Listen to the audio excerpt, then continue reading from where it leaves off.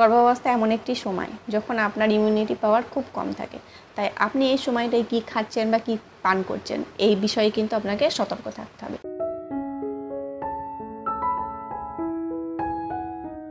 Hello, আমি Olivia women's and pregnancy care চ্যানেলে আপনাদের সবাইকে ওয়েলকাম এবং অনেক অনেক ভালোবাসা। তো আজকে আমি আবার নতুন একটি ইনফরমেটিভ ভিডিও আপনাদের সবার সামনে চলে এসেছি।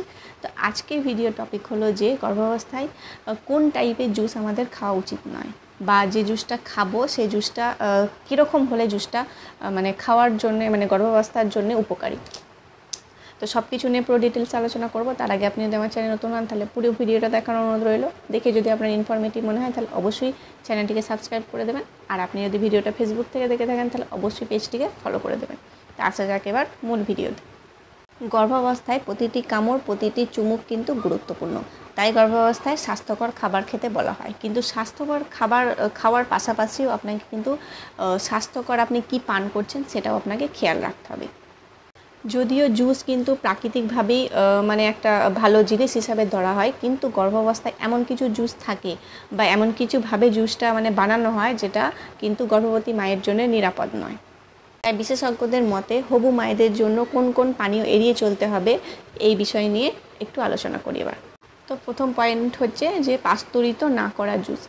দেখুন, আপনি রাস্তার ধারে কিংবা জুস বারে যে জুসগুলো আপনি খান, মানে যেটা আর কি মানে কাঁচের বোতলের মধ্যে যেটা আর কি সিল করা থাকে, নর্মাল মানে লোকাল যেটা, তো সেই জিনিসটা আগে মানে দোকানিকে জিজ্ঞাসা করুন যে এটা পাস্তুরিত কিনা। দেখুন, অনেক সময় কমলা লেবুর জুসে আর অ্যাপেলের জুসে কিন্তু লিস্টেরিয়া জাতীয় একটা ক্ষতিকর ব্যাকটেরিয়া থাকে, যেটা কিন্তু বাচ্চার মানে ইনফেকশন কিন্তু করতে পারে। তো এখানে কোশ্চেন আসবে যে পাস্তুরিত জুস মানে কি।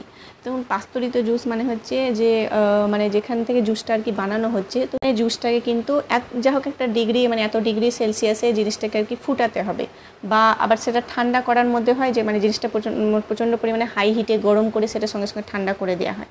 তো এই জিনিসটাকে কিন্তু পাস্তুরিত করা বলা হয়। তো এই জিনিসটা করা কিনা সেটা জেনে তবেই কিন্তু খাবেন। নেক্সট হচ্ছে কাঁচা সবজির রস। বিশেষ করে ঘরের বাইরে যে কাঁচা সবজির রসগুলো হয় সেগুলো কিন্তু মোটেও খাওয়া উচিত নয়। কাঁচা সবজির রস বলতে কি, যেমন গাজরের রস বা বিটের রস। দেখুন, এগুলো স্বাস্থ্যকর অবশ্যই, কিন্তু সেখানে যে মানে ভালোভাবে সেই মানে গাজরটাকে বা বিটটাকে ধুয়ে পরিষ্কার করে তবে কি জুস বানাচ্ছে কি, এই জিনিসটা কিন্তু আপনাকে খেয়াল রাখতে হবে। আশা করি রাস্তার ধারে যেগুলো বিক্রি হয় তো সেগুলো নিশ্চয়ই ভালোভাবে ধোয়া থাকে না, বা তার মধ্যে মানে যেটা খোলা থাকে তাতে মাছি বসছে বা মশা বসছে স্বাভাবিক। নেক্সট হচ্ছে প্যাকেট জাতীয় যে জুস।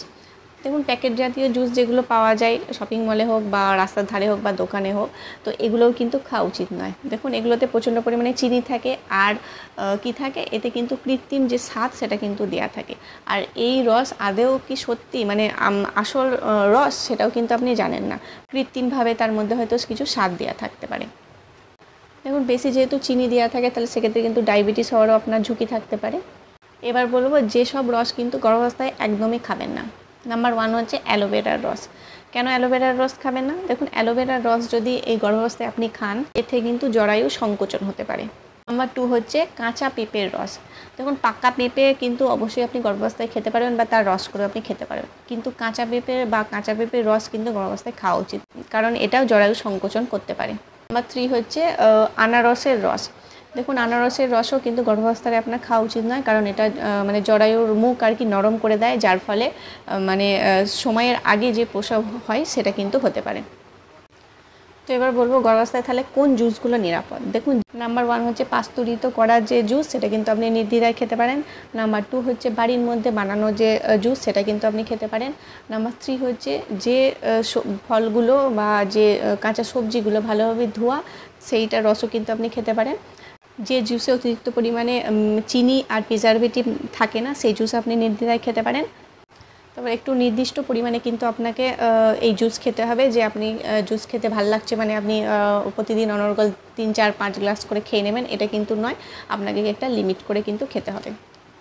তো এই ছিল আজকে ভিডিও। আশা করি ভিডিওটা অনেকটা ইনফরমেটিভ হয়েছে। তো এইরকম ইনফরমেটিভ ভিডিও আরও পাওয়ার জন্য অবশ্যই লাইক করবেন, শেয়ার করবেন, চ্যানেলটিকে সাবস্ক্রাইব করে দেবেন। আর ভিডিওটা আপনি যদি ফেসবুক থেকে দেখে থাকেন তাহলে অবশ্যই অলিভিয়ার সাজেশন পেজটিকে ফলো করে দেবেন। আর আপনি কি গর্ভাবস্থা জুড়ে জুস খাচ্ছেন তাহলে সেটা অবশ্যই কমেন্টে জানাবেন। তো দেখা হবে আবার নেক্সট ভিডিওতে।